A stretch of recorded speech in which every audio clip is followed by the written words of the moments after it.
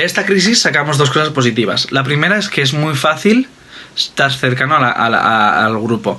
Hemos conseguido, a través de todas estas dinámicas y estos momentos, estas oportunidades, sentir más cerca a la chavalería, a las familias y a las personas que siguen estando en el grupo y que han estado durante todos estos años.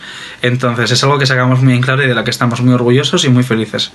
Y la otra es que sabemos y podemos y somos capaces de resurgir, de trabajar y de luchar y de sacar algo creativo, original y educativo y positivo para la chavalería, a pesar de las circunstancias. Hemos sabido sobreponernos y crear algo desde la ilusión, desde la esperanza de que iba a funcionar para las familias, que iban a estar contentas y que iban a poder aprender y vivir un campamento y un curso pues un poco distinto, pero siempre desde las ganas de mejorar y de hacerlo mejor siempre y de estar siempre listos.